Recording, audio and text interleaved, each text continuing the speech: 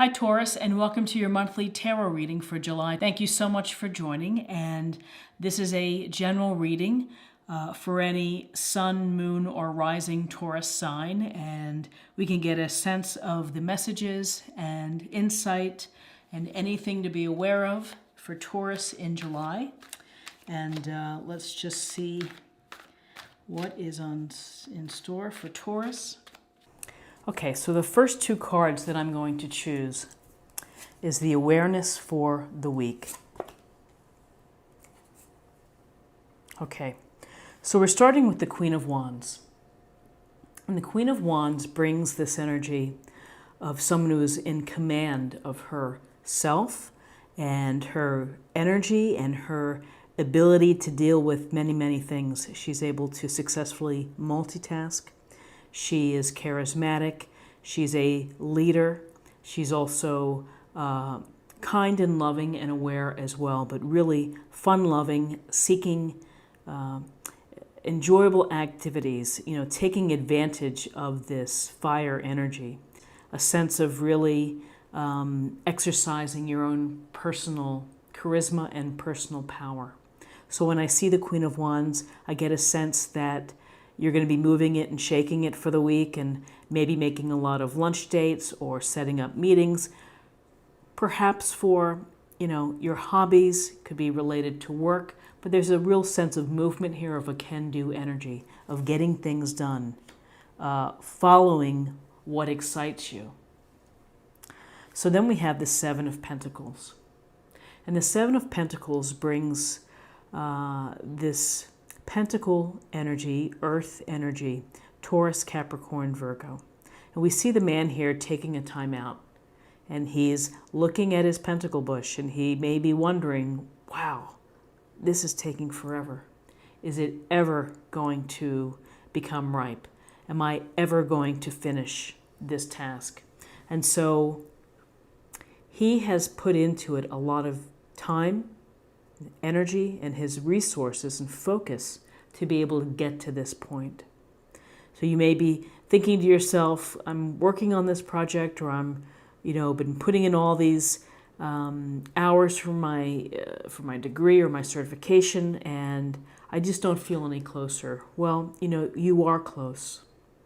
And so with the Seven of Pentacles, that sometimes it's good to take a break and to think about your work. Can it be improved? Can it be made more efficient? And if this is in respect to nurturing a relationship, of taking the time and designating and giving the right amount of time to the relationship and having patience. Really, this is a card of patience. Not everyone is so patient, but if you are patient, then ultimately you will reap the reward of the Seven of Pentacles. So now let's choose two cards for guidance.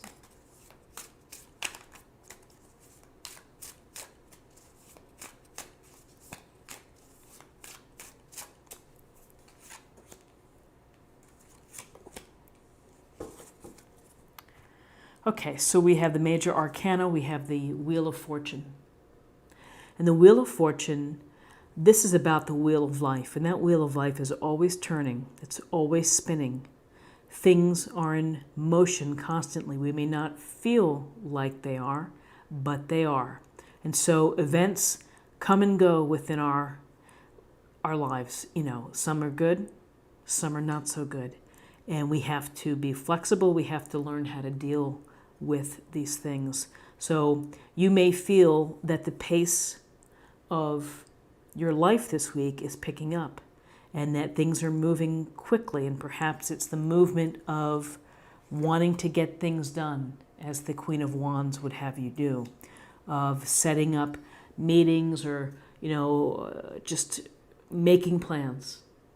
And so with the Wheel of Fortune, it's always important to think about how you respond, particularly when something throws you off schedule or disrupts what your original plans were. How do you deal with that? How do you make the most of it? How do you keep it from, really messing you up? And so with the Wheel of Fortune, it's about perhaps things are picking up for you. And, the events that come and go, you may be facing a decision. And this decision, you might need more time before you make that decision. You just may need to think about it. There's no harm in taking the time and being patient in whatever decisions that you have to make. So then, here's the youthful version of our fire energy with the Page of Wands. And so this Page of Wands could suggest that it's someone within your circle, family, coworker, with this youthful energy seeking excitement, seeking experience, wanting to do things, to again get up and go, and wanting to bring all of life into his or her hands. And so this is another case for you. It's another justification for you to, what's the expression? Is it make hay while the sun shines? I don't know that that's it or not, but, go out there and make things happen. Go take control and, do the things. Again, it comes down to your passions, to your excitement. He's dressed in this red frock, and red is about what is it that you are passionate about. And if you are unable to have your passions as your main career, find the things that can satisfy it as a side hustle. So if you enjoy painting, but your real job doesn't allow you the time during the day, then create some time on the weekend to do what you love. Or an hour or two each night.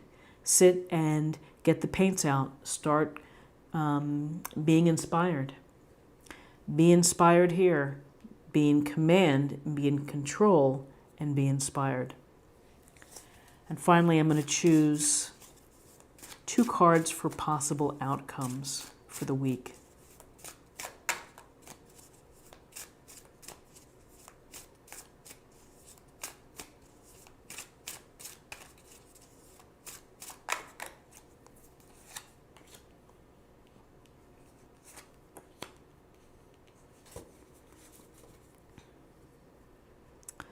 So interesting, we have the 9 of Pentacles.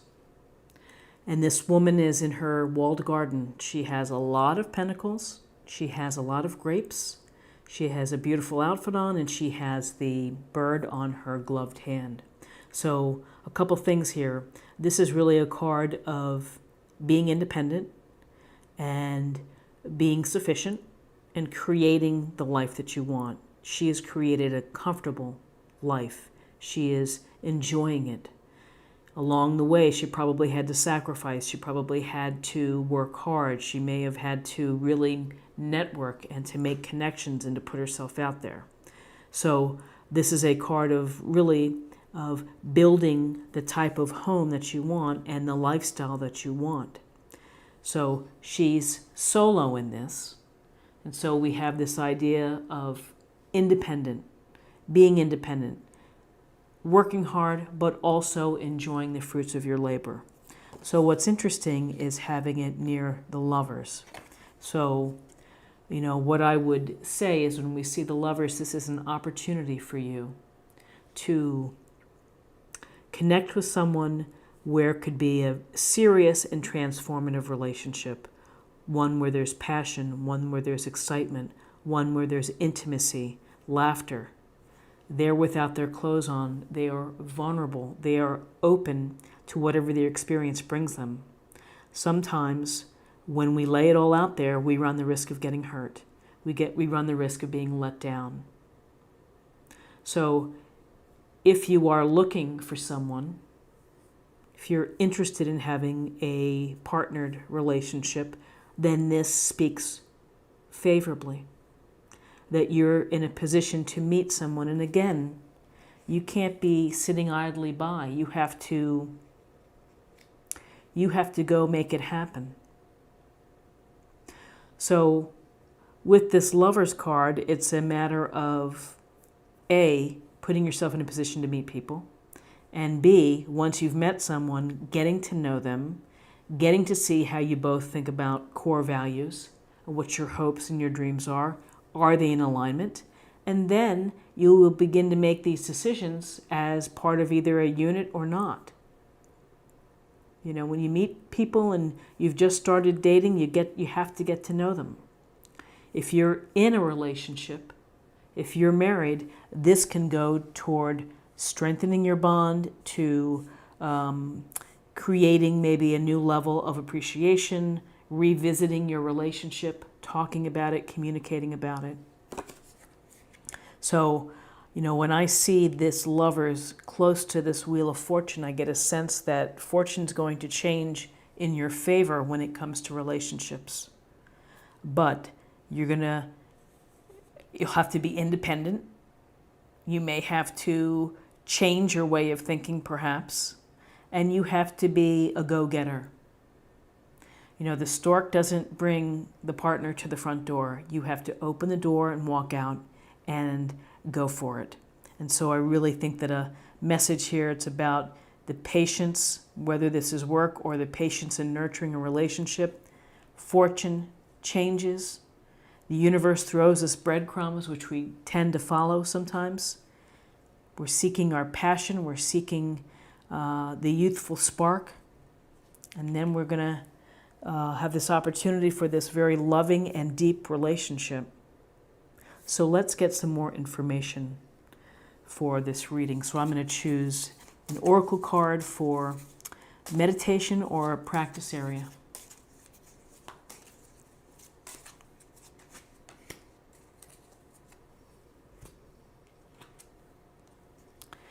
Daydream. So this says, you will more easily hear and receive our messages if you daydream regularly. Relax and open your mind to receiving without directing your thoughts. Just notice any feelings, visions, or ideas if you were watching a movie, as if you were watching a movie. This is the seat of creativity. It's really letting it flow within. Being open, being aware, trusting the messages that you do receive. But you have to open up your eyes, you have to open up your heart as well to get the messages to flow through. So a lovely card to let yourself daydream. There is no harm in daydreaming and calming your thoughts and just letting the messages seep through. So now I'm going to choose an oracle card for emotional self or spirit.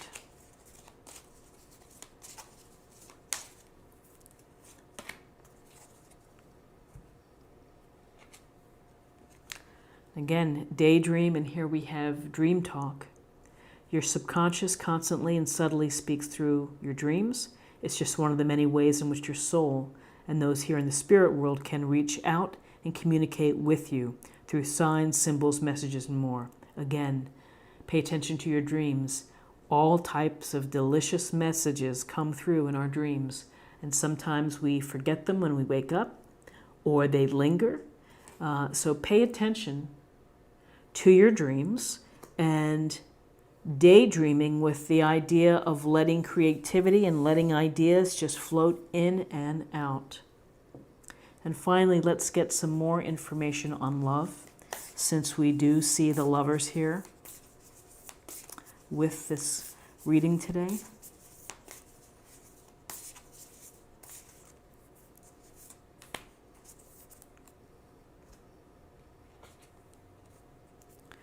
Spend some quality time together. It's imperative that we spend quality time with those we are in significant relationships with, listening and talking to each other. So, listening, spending time, creating a sacred space for those that you love, honoring the relationship. These are all wonderful things to think about for the week. How can you tell someone that they're important to you? How can you share and, be together and really find harmony and find joy and find happiness? I think you have an awesome reading for the week, and I hope that you have a fantastic week. If you found this reading enjoyable or helpful, please subscribe, like, share, or comment, and I will see you again next week. Thanks so much. Bye-bye.